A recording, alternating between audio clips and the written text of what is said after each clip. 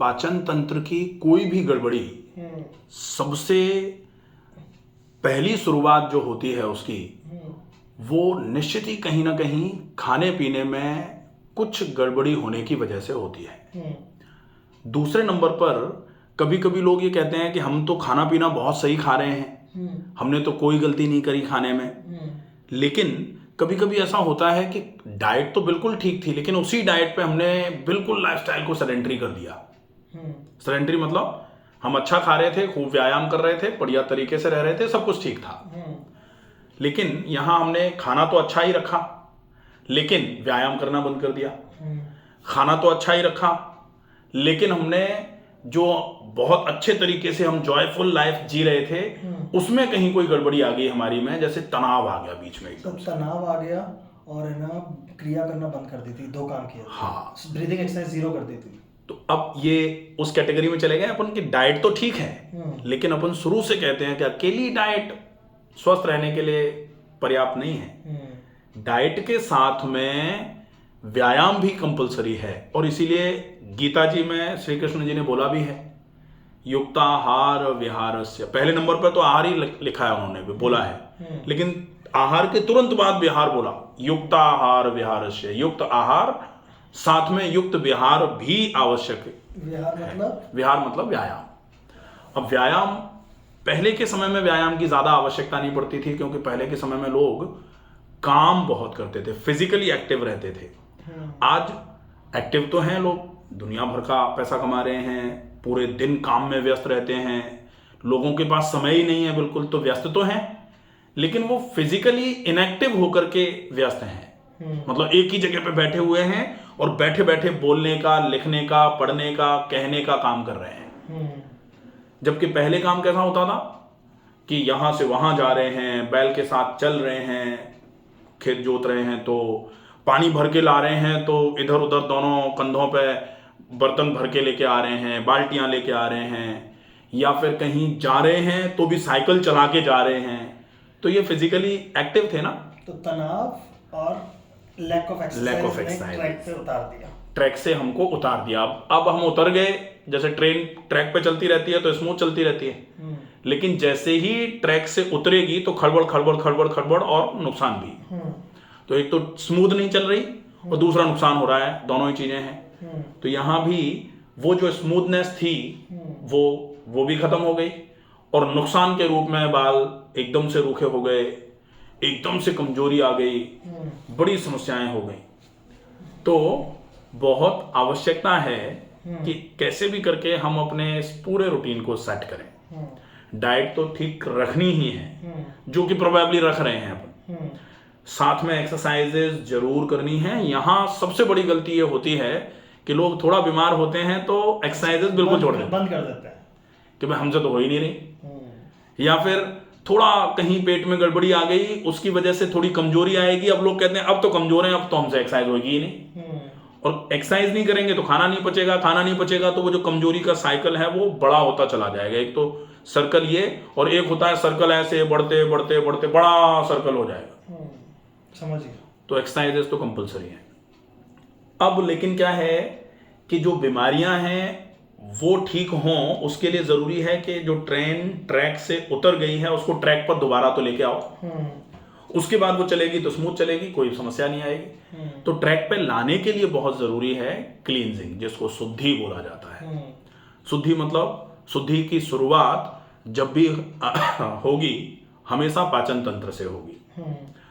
तो शुद्धि, जब सफाई की बात आएगी तो सफाई सबसे पहले कहाँ कर सकते हैं? जहां हम कर सकते हैं, हम बाल धो सकते हैं, हम खोपड़ी को अच्छे तरीके से रगड़ रगड़ के साफ कर सकते हैं, हम स्क्रब कर सकते हैं अच्छे से पूरे चेहरे पर, पूरे शरीर पे उबटन लगा के कर सकते हैं, ये तो सफाई हो गई एक्सटर्नल हाइजीन।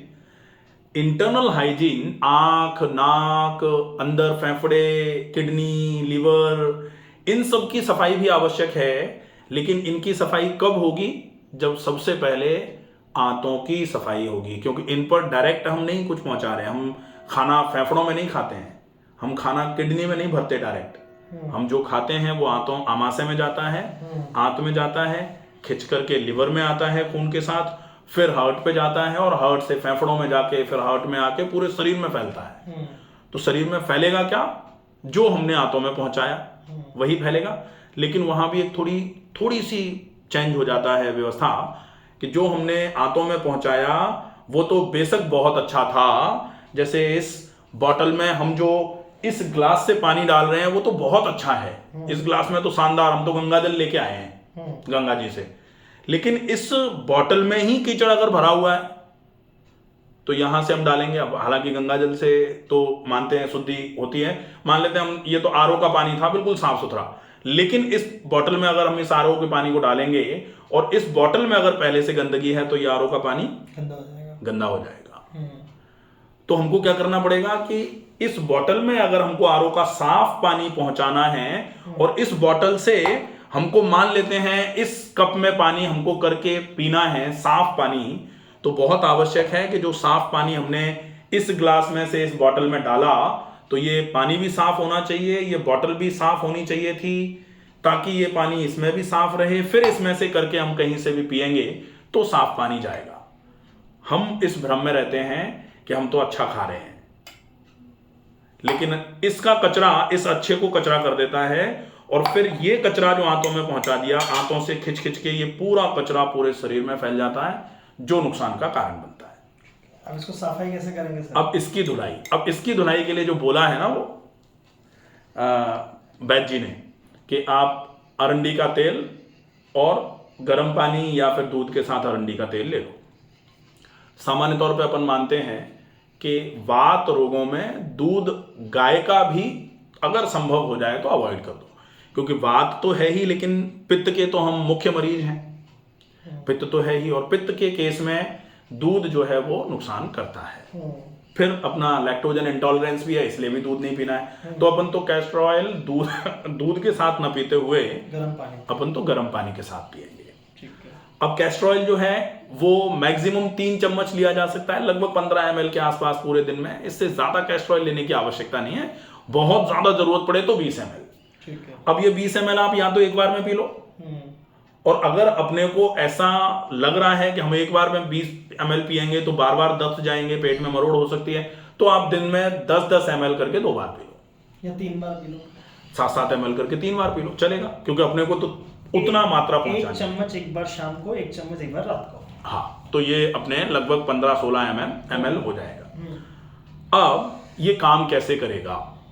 कहा जाता है कि जब शरीर में वात बढ़ता है तो वात वृद्धो रूक्षता, वात बढ़ जाएगा तो रूखापन बढ़ेगा, और रूखापन कूट कूट के बढ़ रहा है, पूरी त्वचा रूखी हो रही है, पूरे बाल रूखे हो रहे हैं, पूरे नाखून रूखे हो रहे हैं। नाखून को अगर तोड़ेंगे तो हाथ से ऐसे टूट जाएंगे, चट करके आवाज और आएगी आ रही है। तो इसका मतलब है कि रूखापन आ गया है, और रूखापन तासीर किसकी है? वात की। तो वात आ गया है। वात मतलब वायु पेट में गैस बन रही है। ठीक है। हाँ, अब इस वात के लिए ट्रीटमेंट क्या है? Castor oil. ठीक है। ठीक है, तो अकेला कैस्टर ऑयल या फिर कैस्टर ऑयल के साथ अगर हम चाहें तो हरड़ ले सकते हैं। हरड़ क्यों ले सकते हैं? क्योंकि कैस्टर ऑयल स्निग्ध है और हरड़ उष्ण है। वात की 2 ही तासीर होती हैं, एक तो रूखापन, तो स्निग्धता से रूखापन खत्म हो जाएगा, और वात की एक और तासीर होती है जिसको शीत बोला जाता है, ठंडक बोला जाता है, जोड़ों में जकड़न आती है इसमें, तो शीत को उष्ण से बैलेंस करेंगे। तो हरड़ उष्ण है, तो हरड़ का पाउडर अगर कैस्टर ऑयल मिला करके लिया जाएगा तो वो और ज्यादा इफेक्टिव रहेगा। कितनी हरड़? आधा चम्मच हरड़, 1 चम्मच, उसमें 1 चम्मच कैस्टर ऑयल मिला के गर्म पानी के साथ ये हो जाए। या फिर अपन दूसरी चीज कर सकते हैं कि गिलोय घी पानी से ले लो। घी स्निग्ध है, गिलोय उष्ण है, गुनगुने पानी से ले लिया जाए। तो कैस्टर ऑयल, हरड़ और गुनगुना पानी, या फिर गिलोय। हरड़ सही है। हाँ, तो कैस्टर ऑयल हरड़ ले लो, चलेगा 2 बार। ठीक है, 2 बार। अब 2 बार अगर ले रहे हैं तो 1/3 टीस्पून लेना है हरड़, क्योंकि हरड़ उष्ण होती है, गर्म होती है, और अपन वात के चक्कर में पित्त नहीं बढ़ाएंगे, क्योंकि अपने तो पित्त भी है ना। तो ये बड़ी समस्या है। यहाँ ये समझ रखना बहुत आवश्यक है कि कौन सी चीज से हम किसको दूर करने की कोशिश कर रहे हैं, उससे कहीं कोई और चीज तो नहीं बढ़ रही है। तो ये अगर भूले तो आज हम वात को तो ठीक कर लेंगे, लेकिन कल के लिए पित्त बढ़ जाएगा, और पित्त बढ़ेगा तो फिर निश्चित ही पित्त ठीक नहीं हुआ तो बात तो दोबारा आ जाएगा। इसलिए जरूरी है कि आज चीजों को ठीक नहीं करना। पित्त मतलब गर्मी, वात मतलब वायु, पित्त मतलब गर्मी, और कफ मतलब स्निग्धता, चिकनाई। कोलेस्ट्रॉल जिनको होता है, कोलेस्ट्रॉल भी हो सकता है, वो फेफड़ों से संबंधित रोग भी हो सकते हैं। पित्त गर्मी बढ़ जाएगी, ठीक है। हरड़ लेनी है कि नहीं लेनी है? हरड़ लेनी है, हरड़ और कैस्ट्रॉल ले ली जाए तो वो ठीक रहेगा। हरड़ की क्वांटिटी कम रहेगी बस, उससे पेट एकदम से खाली हो जाएगा। लेकिन ये ध्यान रखना है कि हरड़ की क्वांटिटी थोड़ी सी भी ज्यादा होगी तो हरड़ गर्मी करेगी, और उस गर्मी को बैलेंस करना है तो ज्यादा मात्रा में पानी पी लो। ठीक है। तो दिन भर में पानी की क्वांटिटी जितनी ले रहे हैं उससे 1.5 गुनी ज्यादा कर दी जाए, बहुत बढ़िया रहेगा। यहाँ से ये वात बिल्कुल खत्म होना चालू हो जाए। त्रिफला होना चाहिए। त्रिफला अभी नहीं लेंगे अपन, त्रिफला नहीं लेंगे, ठीक है। तो ये हो गया शॉर्ट टर्म, 3 दिन के लिए 3 दिन के लिए ये कर दो। अब इसके साथ में शॉर्ट टर्म में ही किन किन चीजों का ध्यान भी रखना है। पानी ज्यादा पीना है, ठीक है। खाने को बहुत चबा के खाना है, खाने में ये ध्यान रखना है मसाले कम खाए जाएं, चिकनाई कम खाई जाए, लेट नाइट डिनर्स नहीं किए जाएं, बिल्कुल अवॉइड करना है। स्मोकिंग और अल्कोहल क्विट कर देना है, ठीक है। ओवर ईटिंग को बिल्कुल ड्रॉप कर देना है। ये ध्यान रख लिया जाएगा इस ट्रीटमेंट के साथ में। आपकी समस्या नो, सिगरेट स्मोकिंग नो, हाँ, late night no, late night, over eating, मसाले, चिकनाई, ये सब बंद, ठीक है। इतना खाने को ज्यादा चबा के खाया जाए, पानी ज्यादा पिया जाए, और रेगुलर एक्सरसाइजेज रखी जाएं। ये हमारी इस 3 दिन के ट्रीटमेंट को लॉन्ग टर्म पर शिफ्ट कर देगी। जो होता है ना कि उतरी हुई गाड़ी को ट्रैक पे ला दिया, अब ये चीजें फॉलो करते रहेंगे तो गाड़ी ट्रैक पे चलती जाएगी। हफ्ते में एक बार लेट नाइट डिनर कर सकते हैं, मतलब 9-10 बजे? 9-10 बजे अगर करते हैं तो फिर ये ध्यान रखना पड़ेगा कि उसके 2.5 घंटे बाद तक सोना नहीं है, और वो 2.5 घंटा फिर थोड़ा कुछ ऐसा थोड़ा चल लिया, थोड़ा बैठ लिए, मतलब खाना खाने के तुरंत बाद लेट जाएंगे तो डेफिनेटली वो हफ्ते में 1 दिन भी नुकसान करेगा। ठीक है। और लेट नाइट हो गया, डिनर का हो गया। अच्छा, अल्कोहल जो है हफ्ते में एक बार करेंगे तो? नहीं, अल्कोहल तो ये रहता है कि हम सब कुछ ठीक रखे हुए हैं, बिल्कुल बढ़िया, एक बार में बिल्कुल सब कुछ ठीक ठाक था, एक बार अल्कोहल ले लिया तो फिर वो वाली बात होती है कि गाड़ी एक बार ट्रैक से उतर गई, अब उसको ट्रैक पे फिर लेके आओ, फिर स्मूथ चलाने में फिर वही बार बार करके, और बार बार करके गाड़ी अगर ट्रैक से उतरती है तो लोगों का भरोसा उतर जाता है ना, क्या इस गाड़ी में नहीं बैठना, या तो हर तीसरे दिन ही पटरी से उतर जाती है, तो फिर गड़बड़ हो जाएगी। तो इसलिए कोशिश ये करनी है कि नहीं लिया जाए। ठीक है। तो लिया जाए तो बहुत ही कम लिया जाए तो ऑप्शन में नहीं है वैसे वो थोड़ा ध्यान रखा जाए, ठीक है।